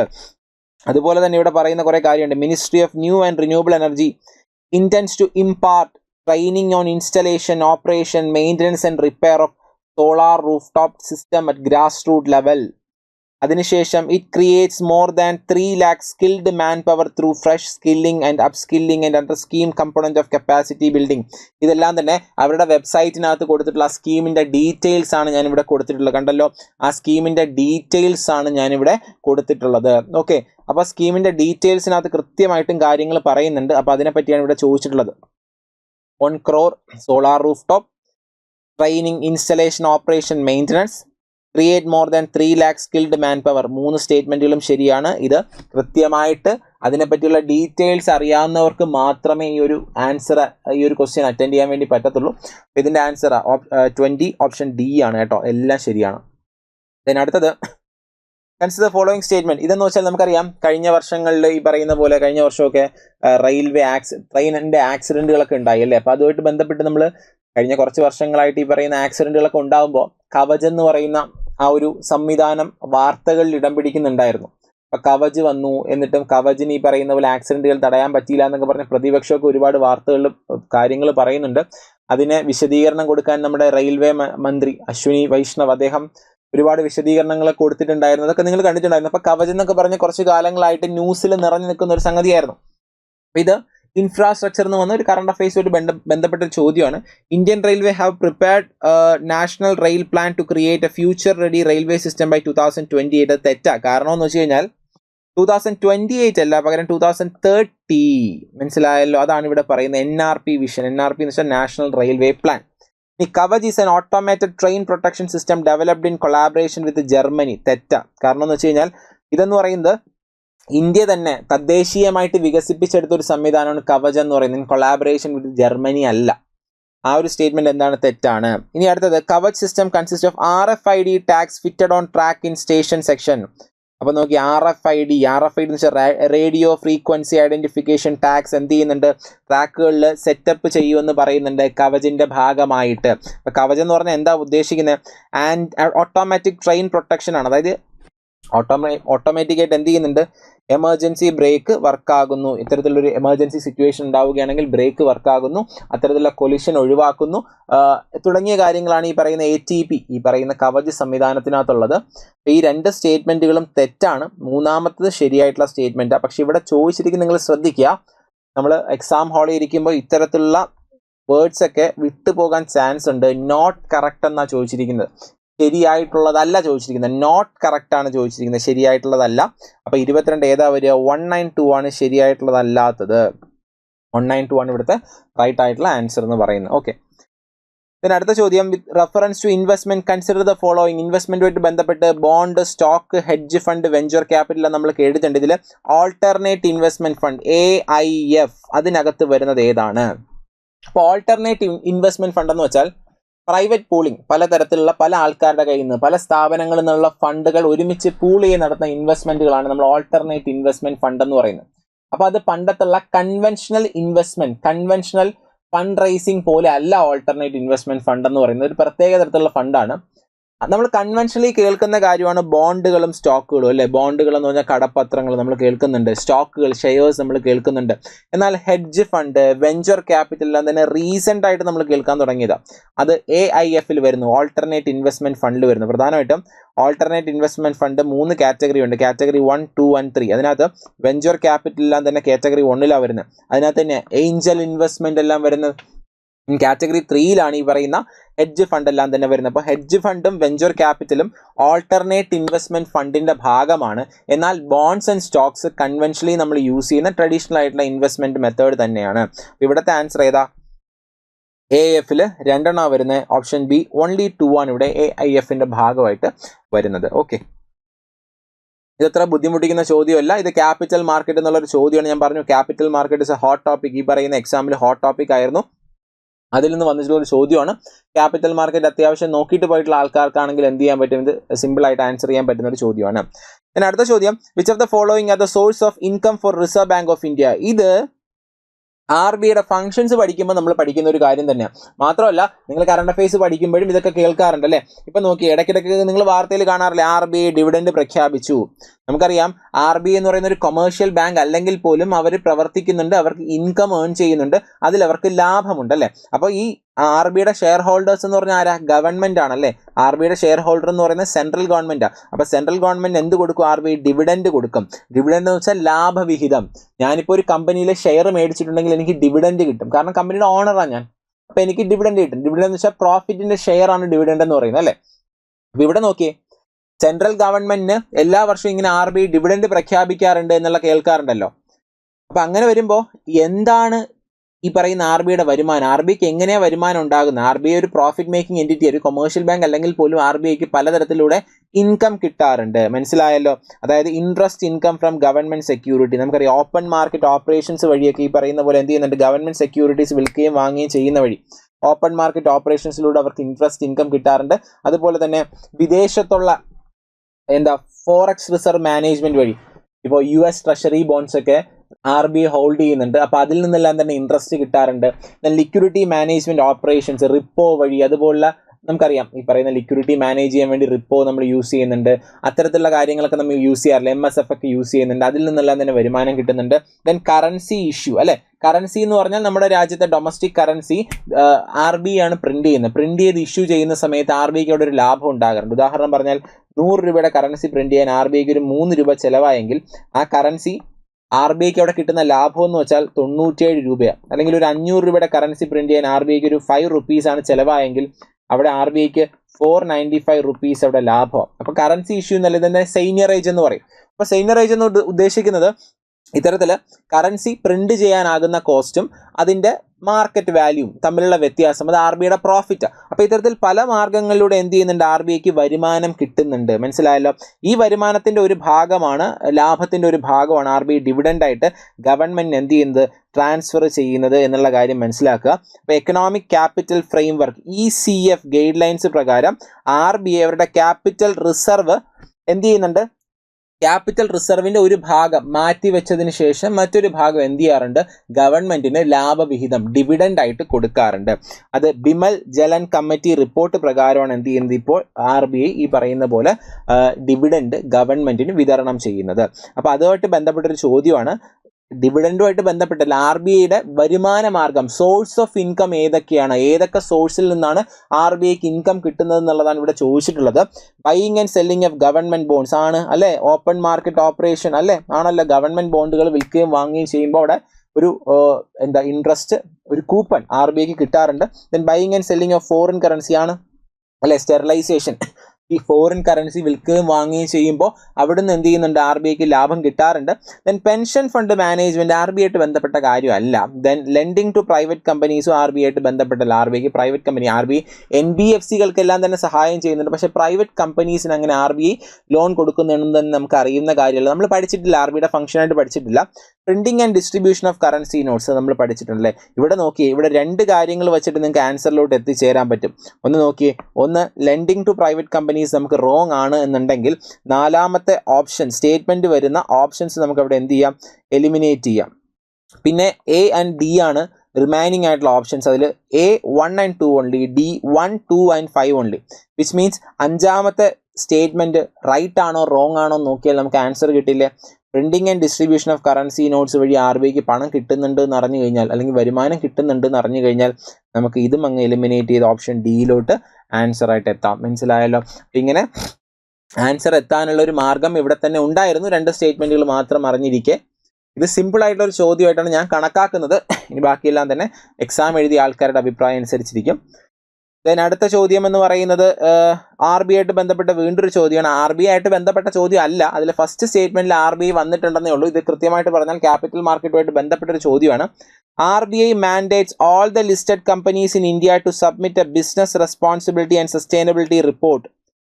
RBI ഇന്ത്യയിലെ എല്ലാ ലിസ്റ്റഡ് കമ്പനികളോടും business responsibility and sustainability report submit ചെയ്യണമെന്ന് പറഞ്ഞിട്ടുണ്ട്. ആ സ്റ്റേറ്റ്മെന്റ് കേൾക്കുമ്പോൾ തന്നെ നമുക്ക് മനസ്സിലാകും RBI ലിസ്റ്റഡ് കമ്പനീസ്, അങ്ങനെ ഒരു ബന്ധം നമുക്ക് എസ്റ്റാബ്ലിഷ് ചെയ്യാൻ പറ്റില്ല അല്ലേ. RBI ആൻഡ് ലിസ്റ്റഡ് കമ്പനീസ് എന്ന് പറയുന്ന ഒരു ബന്ധം നമ്മൾ UPSCയിൽ അങ്ങനെ എസ്റ്റാബ്ലിഷ് ചെയ്ത് പഠിക്കുന്ന ഒരു ബന്ധമല്ല. അതേസമയം നമ്മൾ പഠിക്കുന്ന ഒരു ബന്ധമുണ്ട് സെബി ആൻഡ് ലിസ്റ്റഡ് കമ്പനീസ് അല്ലേ. ഇവിടെ RBIനെ മാറ്റി സെബീനെ കൊണ്ടുവരാം, കാരണം ആ സ്റ്റേറ്റ്മെന്റ് തെറ്റാം. മനസ്സിലായല്ലോ? RBI ലിസ്റ്റഡ് കമ്പനീസിനോട് അങ്ങനെ പറയാറില്ല, പകരം സെബി പറയാറുണ്ട്. RBI മണി മാർക്കറ്റിനെ റെഗുലേറ്റ് ചെയ്യുന്നതും RBI ബാങ്കിങ് മേഖലയെ റെഗുലേറ്റ് ചെയ്യുന്നതുമാണ്. അപ്പോൾ RBI അങ്ങനെ ഈ ലിസ്റ്റഡ് കമ്പനിയുടെ അങ്ങനെ എന്ത് ചെയ്യാറില്ല, മാൻഡേറ്റ് ഒന്നും വെക്കാറില്ല. എന്നാൽ സെബി അങ്ങനെ ചെയ്യാറുണ്ട്. അപ്പോൾ സെബിയാണ് മാൻഡേറ്റ് ചെയ്തിട്ടുള്ളത് എന്താണ് ഈ പറയുന്ന ഇന്ത്യയിലെ പ്രധാനപ്പെട്ട 1000 ലിസ്റ്റഡ് കമ്പനികളോട് business responsibility and sustainability report submit ചെയ്യണം എന്നുള്ളത്. അപ്പോൾ ആരാത് പറഞ്ഞിട്ടുള്ളത്? സെബി ആണ് പറഞ്ഞിട്ടുള്ളത് എന്നുള്ള കാര്യം മനസ്സിലാക്കുക. ഇനി എന്താണ് ഈ സംഗതി എന്ന് പറയുന്നത്? ഇതെന്ന് പറഞ്ഞു കഴിഞ്ഞാൽ നിങ്ങൾ ശ്രദ്ധിച്ചു നോക്കിയേ, ഈ പറയുന്ന പോലെ ടോപ്പ് 1000 ലിസ്റ്റഡ് കമ്പനി അവർ എന്ത് ചെയ്യണം? ഈ പറയുന്ന business report their performance on environmental, social and corporate governance. മനസ്സിലായല്ലോ? അതായത് ഇതിനകത്തെന്ന് പറഞ്ഞു കഴിഞ്ഞാൽ ഇവർ demonstrate their commitment to responsible business practices. ഇത് 2021 സെബി എസ്റ്റാബ്ലിഷ് ചെയ്ത, ഇതിനകത്ത് അവരുടെ പരിസ്ഥിതിയോട് സമൂഹത്തോട് പിന്നെ ഉള്ള ഒരു അവരുടെ കൂറ് അത് കാണിക്കാൻ വേണ്ടിയിട്ട് അവർ ഒരു ബിസിനസ് ഈ പറയുന്ന ഇത്തരത്തിലുള്ള ഒരു റിപ്പോർട്ട് ഉണ്ടല്ലോ, BRSR അല്ലെങ്കിൽ business responsibility and sustainability report submit ചെയ്യണമെന്ന് സെബി പറയാറുണ്ട്. ഇതിൻ്റെ പ്രത്യേകത എന്ന് വെച്ചാൽ കൺവെൻഷനലി നമ്മൾ സബ്മിറ്റ് ചെയ്യുന്ന ഫിനാൻഷ്യൽ റിപ്പോർട്ടുകൾ ഉണ്ടല്ലോ, അല്ലെങ്കിൽ ഫിനാൻഷ്യൽ സ്റ്റേറ്റ്മെൻറ്റ്, അതുമായിട്ട് ഇത് പിന്നെ ബന്ധമില്ല. അവരുടെ കോർപ്പറേറ്റ് സോഷ്യൽ റെസ്പോൺസിബിലിറ്റിയുടെ ഭാഗമായിട്ട് അവർ പ്രകൃതിയോട്, പരിസ്ഥിതിയോട്, സൊസൈറ്റിയോട് അവരുടെ കമ്മിറ്റ്മെൻറ്റ് എന്താണെന്ന് കാണിക്കാൻ വേണ്ടിയിട്ട് ഓരോ ലിസ്റ്റ് ചെയ്യപ്പെട്ട കമ്പനി എന്ത് ചെയ്യണം? ഇന്ത്യയിലെ ടോപ്പ് 1000 ലിസ്റ്റഡ് കമ്പനീസ് ഇത്തരത്തിലൊരു BRSR സബ്മിറ്റ് ചെയ്യണമെന്ന് സെബിയാണ് മാൻഡേറ്റ് വെച്ചിട്ടുള്ളത് എന്നുള്ള കാര്യം ഒന്ന് അറിഞ്ഞിരിക്കുക. ഒന്നാമത്തെ statement is wrong and the second statement is right. കാരണം ഇത് നോൺ ഫിനാൻഷ്യൽ ഇൻ നേച്ചറാണ്. ശരിയാണ്, കാരണം ഇത് ഫിനാൻഷ്യലുമായിട്ട് ബന്ധപ്പെട്ട നമ്മൾ കൺവെൻഷനലി പറയുന്ന ഫിനാൻഷ്യൽ റിപ്പോർട്ട് അല്ല, ഇത് നോൺ ഫിനാൻഷ്യൽ റിപ്പോർട്ടാണ്. അപ്പോൾ രണ്ടാമത്തെ സ്റ്റേറ്റ്മെൻറ്റ് കറക്റ്റും ഒന്നാമത്തെ സ്റ്റേറ്റ്മെൻറ്റ് റോങ്ങും ആണ്. ഇവിടുത്തെ ആൻസർ 54ന്റെ ആൻസർ B2 ഓൺലി ആണ് റൈറ്റ് ആയിട്ടുള്ള ആൻസർ എന്ന് പറയുന്നത്. ദെൻ അടുത്ത 55. In India, income from allied agriculture activity like poultry farming and wool rearing in rural areas is exempted from any tax. നമുക്കറിയാം 2025 പുതിയ ഇൻകം ടാക്സ് ബില്ല് അവതരിപ്പിച്ചു അല്ലേ. ഈ പുതിയ ഇൻകം ടാക്സ് ബില്ല് അവതരിപ്പിച്ചാൽ അവിടെ നിങ്ങൾക്ക് കാണാൻ പറ്റും ചില incomes R exempted from tax. അതായത് ഈ പറയുന്ന പോലെ കാർഷിക വരുമാനം ഈസ് എക്സംപ്റ്റഡ് ഫ്രം ടാക്സ് എന്ന് നമുക്ക് അറിയാവുന്ന കാര്യം. അതായത് കൃഷി എന്നുള്ള വരുമാനം ഇൻകം ടാക്സിൽ നിന്ന് എക്സംപ്റ്റഡ് ആണ് സെക്ഷൻ 10 പ്രകാരം. പക്ഷേ ചില വരുമാനം, കൃഷിയുമായി ബന്ധപ്പെട്ട് കിടക്കുന്ന ചില വരുമാനം, പൗൾട്രി ഫാമിംഗ്, അതുപോലെ തന്നെ വൂൾ റിയറിംഗ്, ഇതൊന്നും തന്നെ എക്സംപ്റ്റഡ് അല്ല. ഇതൊന്നും തന്നെ ബിസിനസ് ആക്ടിവിറ്റീസ് ആയിട്ടാണ് കൺസിഡർ ചെയ്യുന്നത്, കാർഷിക പ്രവർത്തനങ്ങളായിട്ടല്ല കൺസിഡർ ചെയ്യുന്നത്. അപ്പോൾ in India income from allied agriculture activity like poultry farming and wool rearing is exempted from tax എന്ന് പറയുന്നത് തെറ്റാണ്. കാരണം agriculture income is exempted from tax according to section 10 of income tax act. പക്ഷേ ഇവിടെ പറയുന്നത് ഇപ്പോൾ അഗ്രികൾച്ചർ ഇൻകത്തിൽ നിന്ന് poultry ഫാമിങ്ങും wool റിയറിങ്ങിനെ മാറ്റി അതിനൊരു ബിസിനസ് ആക്ടിവിറ്റി ആയിട്ട് കൺസിഡർ ചെയ്തിട്ടുണ്ട്. ഈ സ്റ്റേറ്റ്മെൻറ്റ് തെറ്റാണ്. എക്സംപ്റ്റഡ് ഫ്രം ടാക്സ് എന്ന് പറയുന്നത് തെറ്റാണ്. രണ്ടാമത്തെ സ്റ്റേറ്റ്മെൻറ്റ് നോക്കി, in India rural agriculture land is not considered as a capital asset under the provision of income tax act. ഇതെന്ന് പറയുന്നത് ശരിയാണ്. കാരണം റൂറൽ അഗ്രികൾച്ചർ ലാൻഡ്, ഗ്രാമപ്രദേശത്തുള്ള കാർഷിക ഭൂമിനെ നമ്മളൊരു ക്യാപിറ്റൽ അസറ്റായിട്ട് കൺസിഡർ ചെയ്യാറില്ല. അപ്പോൾ റൂറൽ അഗ്രികൾച്ചർ ലാൻഡ്, ഗ്രാമപ്രദേശത്തുള്ള കാർഷിക ഭൂമി വിറ്റ് കഴിഞ്ഞാൽ അതിൽ നിന്ന് കിട്ടുന്ന ഗെയിൻ ക്യാപിറ്റൽ ഗെയിൻ ആയിട്ട് നമ്മൾ കൺസിഡർ ചെയ്യാറില്ല. അപ്പോൾ ഈ ഒരു സ്റ്റേറ്റ്മെൻറ്റ് ശരിയാണ്. Statement 2 is right and statement 1 is wrong. അപ്പോൾ ഇവിടുത്തെ ആൻസർ എന്ന് പറയുന്നത് ഏതാ? Statement 1 is not correct but statement 2 is correct. Option D ആണ് ഇവിടുത്തെ റൈറ്റ് ആയിട്ടുള്ള ആൻസർ ആയിട്ട് വരിക. Option D. കാരണം ഒന്ന് തെറ്റിക്കഴിഞ്ഞാൽ നമുക്കറിയാം സ്വാഭാവികമായിട്ട് ഇതിൽ ഏതെങ്കിലും ഒരെണ്ണം ശരിയാവണം. ഈ സ്റ്റേറ്റ്മെന്റിൽ നോക്കി ഏതെങ്കിലും ഒന്ന് ശരിയായാലേ പറ്റത്തുള്ളൂ. ഒന്ന് തെറ്റിയാൽ പിന്നെ രണ്ടുവിടെ എന്ത് ചെയ്യും, ശരിയാവും. Statement 1 is not correct but statement 2 is correct. Okay അല്ലേ? ദെൻ 57 സിമ്പിൾ ആയിട്ടുള്ള ചോദ്യം, ക്യാപിറ്റൽ മാർക്കറ്റ് എന്നുള്ള ചോദ്യമാണ്. നോക്കിയേ, നമുക്കറിയാം ബോൺസ് എന്താണെന്ന് അറിയാം, ഷെയർസ് എന്താണെന്ന് അറിയാം. ബോൺസ് ആർ ഡെറ്റ് ഇൻസ്ട്രുമെന്റ്സ് അല്ലേ? ഞാനൊരു ബോണ്ട് എടുത്തു, ഞാൻ കമ്പനിക്ക് കടം കൊടുത്തതിന് തുല്യ. ഞാനൊരു ഷെയർ എടുത്തു, ഞാൻ കമ്പനിയുടെ മുതലാളിയാ, ഓണറാ. ഓണർഷിപ്പ് ക്യാപിറ്റലാണ് ഷെയർസ് അല്ലെങ്കിൽ സ്റ്റോക്ക്. എന്നാൽ ബോൺസ് എന്ന് പറഞ്ഞാൽ ഡെറ്റ് ഇൻസ്ട്രുമെന്റാ. ഞാൻ ഒരു കമ്പനിയിൽ നിന്ന് ബോണ്ട് മേടിച്ചാൽ ആ കമ്പനിക്ക് ഞാൻ കടം കൊടുത്തു എന്ന് അർത്ഥം. എന്നാൽ ഒരു കമ്പനിയുടെ ഷെയർ മേടിച്ചാലോ ആ കമ്പനിക്ക് ഞാൻ എൻ്റെ സ്വന്തം കമ്പനിയിൽ ഇൻവെസ്റ്റ് ചെയ്തിരിക്കുന്ന പോലെ പൈസ കൊടുത്തു എന്ന് അർത്ഥം. അപ്പം നിങ്ങളൊന്ന് ആലോചിച്ച് നോക്കിയാൽ, നിങ്ങളൊരു ബിസിനസ് തുടങ്ങുന്നു. നിങ്ങൾ ബിസിനസ് തുടങ്ങുമ്പോൾ നിങ്ങളൊരു സ്ഥലത്ത് നിന്ന് ലോൺ എടുത്തു. ബിസിനസ് പൂട്ടിപ്പോകുന്ന ഒരു അവസ്ഥ വന്നാൽ ആദ്യം നിങ്ങൾ ലോൺ അടച്ചു തീർക്കുമോ, നിങ്ങളുടെ സ്വന്തം പൈസ കമ്പനിയിൽ നിന്ന് പിൻവലിച്ചുകൊണ്ട് പോകും? ലോണല്ലേ അടച്ചു തീർക്കത്തുള്ളൂ. ആ ഒരു കോൺസെപ്റ്റ് വെച്ചിട്ട് ഈ സ്റ്റേറ്റ്മെന്റുകളൊന്ന് വായിച്ചു നോക്കിയേ. As regards return from an investment in a company, generally bond holders are considered to be relatively lower risk than stockholders. അതായത് ഒരു കമ്പനിയിൽ നിങ്ങൾ ഇൻവെസ്റ്റ് ചെയ്യുമ്പോൾ നിങ്ങൾ ബോണ്ടിലാണ് ഇൻവെസ്റ്റ് ചെയ്യുന്നത് എന്നുണ്ടെങ്കിൽ ഷെയറിൽ ഇൻവെസ്റ്റ് ചെയ്യുന്നതിനേക്കാളും നിങ്ങൾ കുറച്ചുകൂടി സേഫ് ആണ്, കാരണം അതിൽ റിസ്ക് കുറവാണ്. 2, bond holders are lenders to a company where stock holders are its owners. Bond holders എന്ന് പറയുന്ന കമ്പനിയുടെ ലെൻഡേഴ്സ് ആണ്, കമ്പനിക്ക് കടം കൊടുത്തിട്ടുള്ളവരാണ്. എന്നാൽ സ്റ്റോക്ക് ഹോൾഡേഴ്സ് എന്ന് വെച്ചാൽ കമ്പനിയുടെ മുതലാളിമാരാണ്, owners മുതലാളിമാരാണ്. Then statement 3, for repayment purpose bond holders are prioritized over stock holders by a company. Repayment പർപ്പസിന് വേണ്ടി തിരിച്ചടവ് നടത്തുമ്പോൾ, കമ്പനിയൊക്കെ പൂട്ടി പോകുമ്പോഴോ അല്ലെങ്കിൽ തിരിച്ചടവ് നടത്തുമ്പോഴോ ബോണ്ട് ഹോൾഡേഴ്സിനാണ് ആദ്യം പ്രിഫറൻസ് കൊടുക്കുന്നത് ഷെയർ ഹോൾഡേഴ്സിനെക്കാളും മുന്നേ. 3 ശരിയല്ലേ? കാരണം ബോണ്ട് ഹോൾഡേഴ്സ് റിസ്ക് കുറവാണ്. കാരണം എന്ന് വെച്ച് കഴിഞ്ഞാൽ അവർ കമ്പനിയുടെ കടം കൊടുത്തിട്ടുള്ളവരാണ്, എന്നാൽ സ്റ്റോക്ക് ഹോൾഡേഴ്സ് മുതലാളിമാരാണ്. റീപേയ്മെന്റിന് കടം എടുത്തിട്ടുള്ളവരുടെ പൈസ അല്ലേ ആദ്യം കൊടുത്ത് തീർക്കുന്നത്, അത് കഴിഞ്ഞിട്ടല്ലേ മുതലാളി പൈസ എടുത്തുകൊണ്ട് പോകത്തുള്ളൂ. അല്ലാതെ ആദ്യമേ മുതലാളി പൈസ എടുത്തുകൊണ്ട് പോവോ? അതൊരു നല്ല ബിസിനസ്മാൻ ചേർന്നാണോ? അല്ല. അപ്പൊ നോക്കി, അങ്ങനെ വെച്ചിട്ടുള്ള കോൺസെപ്റ്റ് വെച്ച് നോക്കിയാൽ 3 സ്റ്റേറ്റ്മെന്റും ശരിയാണ്. Both statement 2 and 3 are correct and both of them explain statement 1. ഈ 2 കാര്യങ്ങൾക്കും കൃത്യമായിട്ടുള്ള എക്സ്പ്ലനേഷൻ താഴെ 2 സ്റ്റേറ്റ്മെന്റും കൊടുക്കുന്നില്ലേ? കൊടുക്കുന്നുണ്ട്. അതായത് ഇതിന്റെ അർത്ഥം ഓപ്ഷൻ എ ആണ് റൈറ്റ് ആയിട്ടുള്ള ആൻസർ. ഏതാ ചോദ്യം? 57, ഓപ്ഷൻ എ. ഇനി 58, India accounts for a very large portion of all equity. വീണ്ടും ക്യാപിറ്റൽ മാർക്കറ്റ്. ഇതും ക്യാപിറ്റൽ മാർക്കറ്റ്, ഇതും ക്യാപിറ്റൽ മാർക്കറ്റ്. ഇത് ക്യാപിറ്റൽ മാർക്കറ്റിൽ ഒരു CA ആണ്, കറണ്ട് അഫയേഴ്സ് ആണ്. India accounts for very large portion of all equity options contract traded globally, thus exhibiting a great boom. Recent ആയിട്ട് നമ്മൾ ഇൻസ്റ്റാഗ്രാം തുറന്നു കഴിഞ്ഞാൽ, യൂട്യൂബ് തുറന്നു കഴിഞ്ഞാൽ, പേപ്പർ നോക്കിക്കഴിഞ്ഞാൽ, എവിടെ ചെന്ന് കഴിഞ്ഞാലും day trading, share trading, investment, പലതരത്തിലുള്ള ഓപ്ഷൻസ് കാണാൻ പറ്റുന്നുണ്ട്. അതിന്റെ അർത്ഥം എന്ന് വെച്ചാൽ ഇപ്പോൾ ഒരുപാട് ആൾക്കാർ എന്ത് ചെയ്യുന്നുണ്ട്, ഇത്തരത്തിൽ ഷെയർ മാർക്കറ്റിലോട്ട്, ട്രേഡിങ്ങിലോട്ട്, ഇൻവെസ്റ്റ്മെന്റിലോട്ടൊക്കെ ഇറങ്ങുന്നുണ്ട്. അതിന്റെ അർത്ഥം നമ്മുടെ ഷെയർ ട്രേഡിംഗ്, സ്റ്റോക്ക് ട്രേഡിംഗ്, അല്ലെങ്കിൽ ഇവൻ ഓപ്ഷൻ ട്രേഡിംഗ്, നിങ്ങൾ കേട്ടിട്ടില്ലേ? ഓപ്ഷൻസ് ആൻഡ് ഫ്യൂച്ചേഴ്സ് എന്ന് പറയുന്ന ഡെറിവേറ്റീവുകളാണ് നമ്മൾ ഓപ്ഷൻസ് ആൻഡ് ഫ്യൂച്ചേഴ്സ് എന്ന് പറയുന്ന ഒരു തരത്തിലുള്ള ഇൻവെസ്റ്റ്മെന്റ് ആണ് അല്ലെങ്കിൽ ട്രേഡിംഗ് ആണ്. ക്യാപിറ്റൽ മാർക്കറ്റിലൊക്കെ നമ്മൾ പഠിക്കുന്നതാണ് ഓപ്ഷൻ ട്രേഡിങ്ങും ഫ്യൂച്ചർ ട്രേഡിങ്ങിനെയൊക്കെ പറ്റി നമ്മൾ പഠിക്കുന്ന, ഡെറിവേറ്റീവ്സിനെ പറ്റി നമ്മൾ പഠിക്കുന്നതാണ്. അപ്പോൾ ഇത്തരത്തിൽ എല്ലാത്തിൻ്റെയും ട്രേഡ് വാല്യൂ ഇന്ത്യയിൽ കൂടിക്കൊണ്ടിരിക്കുക. കാരണം നമ്പർ ഓഫ് ട്രേഡേഴ്സ് കൂടുന്നു. അപ്പോൾ കൂടുതൽ യുവാക്കൾ, അതുപോലെ എല്ലാവരും തന്നെ പൈസ ഏൺ ചെയ്യുന്നവർ ഈ മാർക്കറ്റിലോട്ട് വരുന്നു, ട്രേഡിങ്ങിനായിട്ട് വരുന്നു. അപ്പം നോക്കി, India accounts for very large portion of all equity option contracts traded globally, thus exhibiting a greater boom. ഇവിടെ നോക്കി കൊടുത്തിട്ടുണ്ട്. In 2023, Indian investors traded 85 billion option contract, more than anywhere else in the world. കണ്ടല്ലോ, ഇത് ന്യൂസാ. The country has topped the chart since 2019 when it first overtook the US in the volume of annual trade. US-നെ മറികടന്നാണ് നമ്മൾ option trade annually നമ്മൾ നടത്തുന്നത്. ഒന്നാമത്തെ statement ശരിയത്. പൊതുവിൽ നോക്കിക്കഴിഞ്ഞാൽ തന്നെ നമുക്ക് കാണാൻ പറ്റും ഇന്ത്യയിലുള്ള ഒരു ട്രെൻഡ് ഉയർച്ചയാണ്, ഒരു ഗ്രേറ്റ് ബൂമാണ്. അല്ല, കൃത്യമായിട്ട് കണക്കൊന്നും പറയുന്നില്ലെങ്കിലും ഒന്നാമത്തെ സ്റ്റേറ്റ്മെന്റ് കറക്റ്റ് അല്ലേ? കാരണം നോക്കി, ഒരു അപ്വേർഡ് ട്രെൻഡ് ആണ് കാണിക്കുന്നത്, നമുക്ക് ശരിയാണെന്ന് അനുമാനിക്കാം. രണ്ടാമത്തെ നോക്കി, India stock market has grown rapidly in the recent past, even overtaking Hong Kong at some point of time. അത് നമ്മൾ കേൾക്കാൻ സാധ്യതയില്ല. ചില ആൾക്കാർ കറണ്ട് അഫയേഴ്സ് കൃത്യമായിട്ട് അപ്ഡേറ്റ് ചെയ്തിട്ടുള്ള ആൾക്കാരാണെങ്കിൽ ഇത് കേട്ടിട്ടുണ്ട്. പക്ഷെ ചില ആൾക്കാരെ സംബന്ധിച്ചിടത്തോളം ചുമ്മാ ഒരു ഹോങ്കോങ് വന്നു, അത് ശരിയാകാം തെറ്റാകാം എനിക്കറിയില്ല, ഞാൻ തൽക്കാലം സ്കിപ്പ് ചെയ്തിട്ട് അടുത്ത സ്റ്റേറ്റ്മെന്റിലോട്ട് പോയാലോ. There is no regulatory body either to warn the small investors about the risk. അവിടെ നിങ്ങൾക്ക് കിട്ടി, ആ സ്റ്റേറ്റ്മെന്റ് തെറ്റി.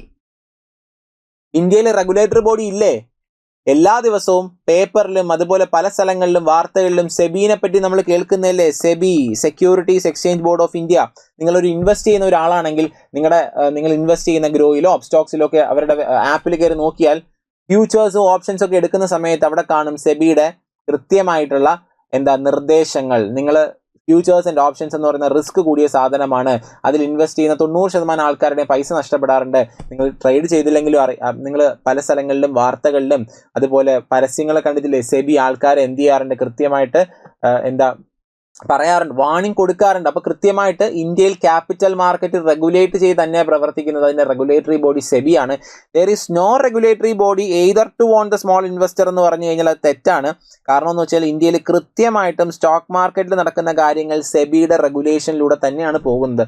ആ സ്റ്റേറ്റ്മെന്റ് തെറ്റാണ് നിങ്ങൾക്ക് ഭൂരിപക്ഷം ആൾക്കാർക്ക് ഉറപ്പിക്കുക അല്ലെ, മൂന്നാമത്തെ സ്റ്റേറ്റ്മെന്റ്. കാരണം നോൺ റെഗുലേറ്റഡ് ആയിട്ടുള്ള ഒരു സ്റ്റോക്ക് മാർക്കറ്റ്, ഒരു ഫ്യൂച്ചർ ആൻഡ് ഓപ്ഷൻസിന്റെ മാർക്കറ്റ് ഇന്ത്യയിൽ നടക്കുമെന്ന് തോന്നുന്നുണ്ടോ? ഇന്നത്തെ ഇത്രയും ആൾക്കാർ, ഇത്രയും വോളിയം ഓഫ് ട്രേഡ് ഉള്ള സാഹചര്യത്തിൽ ഇല്ല. അത് തെറ്റിക്കഴിഞ്ഞാൽ ഇനി പതുക്കെ ഓപ്ഷൻസിലോട്ട് നോക്കിയേ. 3 തെറ്റിയാൽ ഡി പോയി, ബി പോയി, എയിലോട്ട് എത്തിക്കൂടെ? അതിന്റെ അർത്ഥം ഇന്ത്യ ഹോങ്കോങ്ങിനെ മറികടന്നു. രണ്ടാമത്തെ സ്റ്റേറ്റ്മെന്റ് ശരിയാ. ന്യൂസ് കണ്ടോ, India overtake Hong Kong to become 4th largest stock market. ഇന്ത്യയിലെ ലോകത്തിലെ ഏറ്റവും വലിയ 4ാമത്തെ സ്റ്റോക്ക് മാർക്കറ്റായിട്ട് ഇന്ത്യ മാറി, ഹോങ്കോങ്ങിനെ മറികടന്നു എന്ന് പറഞ്ഞു. ഇത് ന്യൂസിൽ ഉണ്ടായിരുന്നതാ, പക്ഷെ ഇവിടെ എലിമിനേഷൻ പോസിബിൾ ആണ്. നിങ്ങൾക്ക് 1ഉം 2ഉം അറിയില്ല എന്നിരിക്കട്ടെ. അങ്ങനെയാണെങ്കിൽ മൂന്നാമത്തെ സ്റ്റേറ്റ്മെന്റ് തെറ്റാണെന്നുണ്ടെങ്കിൽ ഡയറക്റ്റ് ആയിട്ട് ഓപ്ഷൻ എയിലോട്ട് ആൻസറിലോട്ട് എത്താം. ക്ലിയർ അല്ലേ? അപ്പൊ ഇവിടെ ഞാൻ പറഞ്ഞു എലിമിനേഷൻ വർക്കൗട്ട് ചെയ്യാൻ ഉള്ളൊരു സാഹചര്യം ഉണ്ടായിരുന്ന ചോദ്യമായിരുന്നു. Next question, circular economy reduce emissions of green house gases. Circular economy എന്ന് പറയുന്ന കോൺസെപ്റ്റ് പണ്ടത്തെ കൺവെൻഷണൽ എക്കണോമി എന്ന് പറയുന്ന കോൺസെപ്റ്റിന് അഗെയിൻസ്റ്റ്. പണ്ടെന്ന് വെച്ചാൽ ഉപയോഗിക്കുക, ഈ പറയുന്ന പോലെ ഒരു സാധനം നിർമ്മിക്കുക, ഉപയോഗിക്കുക, കളയുക, അത് വേസ്റ്റ് ആക്കുക എന്നുള്ള രീതിയിലായിരുന്നു. അതിനുശേഷം പുതിയൊരു സാധനം ഉൽപ്പാദിപ്പിക്കുക, നിർമ്മിക്കുക എന്നുള്ള രീതിയിലാണ് വേസ്റ്റേജ് വരുന്നു. പക്ഷെ ഇന്നെന്ന് പറയുന്നത് നമ്മൾ കൂടുതലായിട്ടും പരമാവധി റോ മെറ്റീരിയൽസ് കുറച്ച്, വേസ്റ്റ് കുറച്ച്, റീയൂസ് ചെയ്ത്, റീസൈക്കിൾ ചെയ്തുള്ള ഒരു എക്കണോമി, ഇതാണ് സർക്കുലർ എക്കണോമി.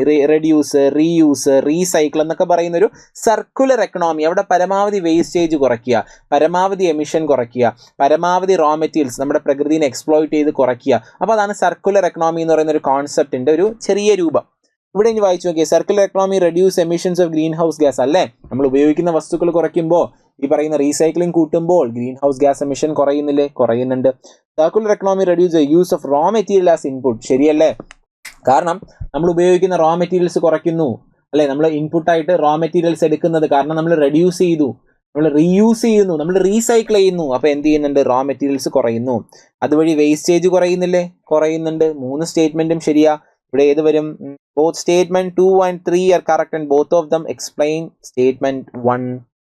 ഓപ്ഷൻ എ അല്ലേ? 59 ഓപ്ഷൻ എ കറക്റ്റ് ആയിട്ട് വരത്തില്ലേ? മനസ്സിലായല്ലോ? ഇത് സിമ്പിൾ ആയിട്ടുള്ള ചോദ്യമാണ്. സർക്കുലർ എക്കണോമി എന്താണ് എന്നുള്ള കോൺസെപ്റ്റ് ജസ്റ്റ് ഒന്ന് അറിഞ്ഞു കഴിഞ്ഞാൽ, സർക്കുലർ എക്കണോമിനെ പറ്റി നിങ്ങൾ വായിച്ചിട്ടുണ്ട് എന്നുണ്ടെങ്കിൽ നിങ്ങൾക്ക് ഇത് കിട്ടും.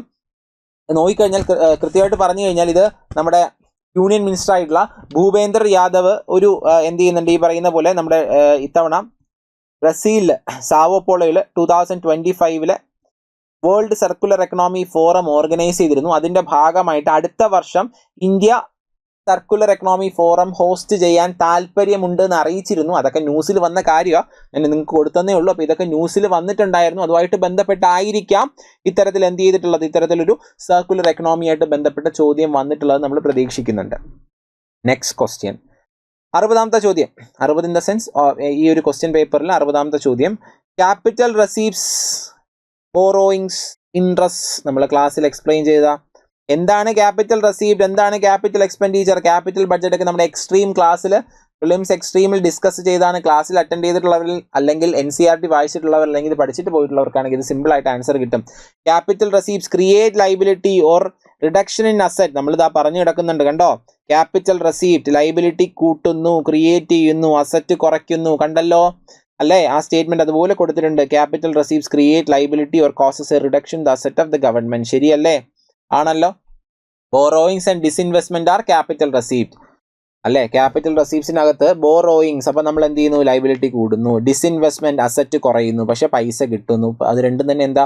ക്യാപിറ്റൽ റെസീപ്റ്റ്സ് ആണ്. Interest received on loans create A liability of the government. Interest received, അതായത് ക്യാപിറ്റൽ റെസീപ്റ്റ് ആണ് ഇൻട്രസ്റ്റ് എന്നാണ് പറയുന്നത്, അല്ലെങ്കിൽ നമ്മുടെ ഒരു ലൈബിലിറ്റി കൂടുന്നു. ആണോ? ഇൻട്രസ്റ്റ് റിസീവ്ഡ് ലൈബിലിറ്റി കൂടുകയാണോ ചെയ്യുന്നത്? ഗവൺമെന്റ് ഒരു ലോൺ കൊടുത്തു, അതിന് പലിശ കിട്ടിയാൽ ഗവൺമെന്റിന്റെ ലൈബിലിറ്റി കൂടുന്നുണ്ടോ? ഇല്ല. ഇൻട്രസ്റ്റ് എന്ന് പറയുന്ന ഒരിക്കലും ലൈബിലിറ്റി അല്ല. ഇൻട്രസ്റ്റ് എന്ന് പറയുന്നത് നമ്മൾ ക്ലാസ്സിൽ ഡിസ്കസ് ചെയ്ത കാര്യമാണ്. ഇൻട്രസ്റ്റ് എന്ന് പറയുന്ന ഒരു റവന്യൂ റെസീപ്റ്റ് ആണ്. നിങ്ങൾക്ക് ഒരാൾ ലോൺ കൊടുത്തിട്ടുണ്ടെങ്കിൽ ആ ലോൺ തിരിച്ച് കിട്ടുമ്പോൾ ആ പ്രിൻസിപ്പൽ എമൗണ്ട് ആണ് റവന്യൂ റെസീപ്റ്റ്. അതിന്റെ ഇൻട്രസ്റ്റ് എന്ന് പറയുന്നത് പ്രിൻസിപ്പൽ എമൗണ്ട് ആണ് ക്യാപിറ്റൽ റെസീപ്റ്റ്. ഇപ്പൊ നിങ്ങളൊരു ലോൺ കൊടുത്തു, ഒരു 100 രൂപ ഒരാൾക്ക് ലോൺ കൊടുത്തു, ആ ലോണിന്റെ പ്രിൻസിപ്പൽ എമൗണ്ട് ആണ് നിങ്ങൾക്ക് തിരിച്ച് കിട്ടുന്ന ക്യാപിറ്റൽ റെസീപ്റ്റ്. അതിനൊരു 10 രൂപ പലിശ കിട്ടിയാൽ, ഇൻട്രസ്റ്റ് കിട്ടിയാൽ അത് നിങ്ങളുടെ റവന്യൂ റെസീപ്റ്റ് ആണ് എന്നുള്ള കാര്യം മനസ്സിലാക്കുക. എന്താ നമ്മുടെ ഇൻട്രസ്റ്റ് എന്ന് പറയുന്ന റവന്യൂ ഐറ്റം ആണ്. ഇൻട്രസ്റ്റ് ഒരിക്കലും ഒരു ലൈബിലിറ്റി അല്ല, കാരണം അതൊരു ക്യാപിറ്റൽ ഐറ്റം അല്ല, അതൊരു റവന്യൂ ഐറ്റം ആണ്. 1 and 2 റൈറ്റ് ആണ്, 3rd one റോങ് ആണ്. ആൻസർ ഓപ്ഷൻ എ വരും, 1 and 2 only. Last question, consider the following statements about രാഷ്ട്രീയ ഗോകുൽ മിഷൻ. ഇത് ഒരു സ്കീമുമായിട്ട് ബന്ധപ്പെട്ട ചോദ്യമാണ്. അതായത് രാഷ്ട്രീയ ഗോകുൽ മിഷൻ എന്താണെന്ന് അറിഞ്ഞാൽ മാത്രമേ നമുക്കിവിടെ ആൻസർ എഴുതാൻ പറ്റത്തുള്ളൂ. Rashtriya Gokul mission is being implemented for development and conservation of indigenous bovine breeds, അതായത് ലൈഫ് സ്റ്റോക്കുകൾ, നാൽക്കാലികൾ. The scheme is important for the milk production and productivity of bovine. ഇനി അതിനുശേഷം ഇത് പ്രൊഡക്ടിവിറ്റി ആൻഡ് ബെനിഫിറ്റ് കൂട്ടുന്നു, പ്രത്യേകിച്ച് small and marginal farmers. The program will benefit women, particularly 70% of the work force involve in life stock farming is undertaken by women. അവർ പറയുന്ന കാര്യങ്ങളുണ്ട്. ഇതെന്ന് വെച്ച് കഴിഞ്ഞാൽ നമ്മുടെ ഇൻഡിജിനസ് ആയിട്ടുള്ള നാൽക്കാലികളെ സംരക്ഷിക്കുക, അതിന്റെ പ്രൊമോഷന് വേണ്ടിയിട്ട് കൊണ്ടുവന്നിട്ടൊരു പ്രോഗ്രാമാണ് രാഷ്ട്രീയ ഗോകുൽ മിഷൻ എന്ന് പറയുന്നത്. അത് പ്രൊഡക്ടിവിറ്റി കൂട്ടുന്നു, അതുവഴി സ്മോൾ ആൻഡ് മാർജിനൽ ഫാമേഴ്സ്, ഇടത്തരം കർഷകരെയാണ് കൂടുതൽ ഉന്നം വയ്ക്കുന്നത്. അതുപോലെ സ്ത്രീകളെയും, പ്രത്യേകിച്ച് 70% ഈ ഒരു ലൈഫ് സ്റ്റോക്ക് മേഖലയിൽ ജോലി ചെയ്യുന്നത് സ്ത്രീകളാണ്. അവരാണ് ഈ ജോലി കൂടുതലായിട്ടും ചെയ്യുന്നത്. മാത്രമല്ല ഇവിടെ നമ്മൾ അഡ്വാൻസ് ടെക്നോളജികൾ ഉപയോഗിക്കുന്നുണ്ട് എന്ന് പറയുന്നുണ്ട്. അപ്പോൾ അതെല്ലാം തന്നെ ഈ സ്റ്റേറ്റ്മെന്റുകളിൽ കൊടുത്തിട്ടുണ്ട്.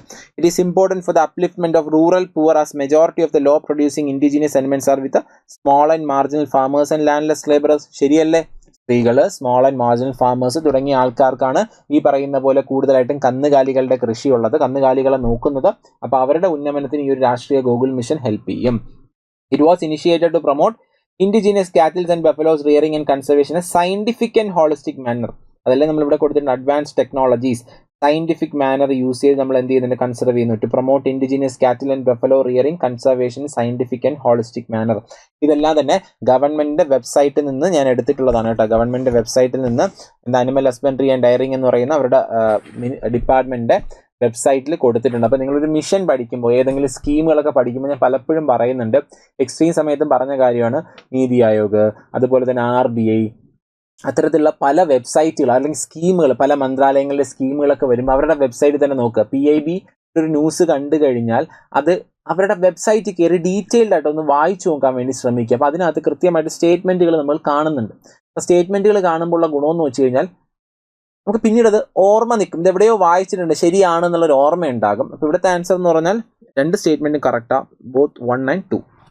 ഓക്കെ, അപ്പോൾ ഇത്രയും ചോദ്യങ്ങളാണ് നമുക്ക് എക്കണോമിക്സിന്റെ ഇന്നത്തെ പ്രിലിംസ് എക്സാമിന് ചോദിച്ച ചോദ്യങ്ങൾ. അപ്പോൾ ഇതിൽ നിലവാരം ഞാൻ ആദ്യമേ പറഞ്ഞു, കൂടുതലായിട്ട് അതിനെപ്പറ്റിയൊന്നും നമ്മൾ പറയുന്നില്ല. എന്നിരുന്നാലും ഒരു മോഡറേറ്റ് ലെവൽ ചോദ്യങ്ങളായിരുന്നു. പിന്നെ ഇതിൽ നിങ്ങളുടെ അപ്പോഴത്തെ ഒരു സാഹചര്യം, അപ്പോഴത്തെ എക്സാം എഴുതുന്ന സമയത്ത് നിങ്ങളുടെ കണ്ടീഷൻ എല്ലാം അനുസരിച്ചായിരിക്കും പിന്നെ നിങ്ങളുടെ എഴുതിയ ആൾക്കാരുടെ ഡിഫിക്കൽട്ടി ലെവൽ എന്ന് പറയുന്നത്. എന്നിരുന്നാലും ചോദ്യങ്ങളുടെ നിലവാരം പൊതുവിൽ ഒരു പാറ്റേൺ ചേഞ്ച് ചെയ്യാൻ വേണ്ടിയുള്ള ചോദ്യങ്ങൾ ശ്രമം നടത്തിയിട്ടുണ്ട്. കോൺസെപ്ച്വൽ ചോദ്യങ്ങൾ വളരെ കുറവായിരുന്നു.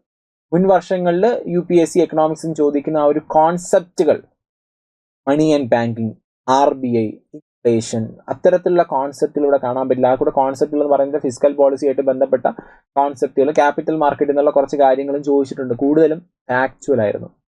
സത്യം പറഞ്ഞാൽ കുറച്ച് കാണാതെ പഠിച്ചിട്ട് അറിയാവുന്ന അത്തരത്തിലുള്ള പോയിന്റുകൾ മനസ്സിലാക്കി എഴുതാൻ പറ്റുന്ന ചോദ്യങ്ങളായിരുന്നു. അപ്പോൾ ഒരു പ്രതീക്ഷിച്ച രീതിയിലല്ല UPSC എക്കണോമിക്സ് ചോദ്യങ്ങൾ. കാരണം കഴിഞ്ഞ കുറച്ച് വർഷങ്ങളായിട്ട് നമ്മൾ നോക്കിയപ്പോൾ ആ പ്രതീക്ഷിച്ച രീതിയിലല്ല, ഒരു ചെറിയ ചേഞ്ച് UPSC കൊണ്ടുവരാൻ വേണ്ടി ശ്രമിച്ചിട്ടുണ്ട്. എന്നാലും എക്സാം എഴുതിയ ആൾക്കാർ നിരാശരാകേണ്ട കാര്യമില്ല. നിങ്ങൾക്ക് എല്ലാവർക്കും നല്ല റിസൾട്ട് കിട്ടട്ടെ, എല്ലാവരും പ്രിലിംസ് പാസ്സാകട്ടെ. അപ്പോൾ എല്ലാവർക്കും നമുക്ക് എന്ത് ചെയ്യാം, നിങ്ങളുടെ എല്ലാവരെയും മെയിൻസിൻ്റെ സമയത്ത് കാണാം. എല്ലാവരുടെ റിസൾട്ട് എല്ലാവരും നന്നായിട്ട് വരട്ടെ. അപ്പോൾ താങ്ക് യു ഓൾ. വീണ്ടും പുതിയൊരു വീഡിയോ ആയിട്ട് കാണാം. Thank you.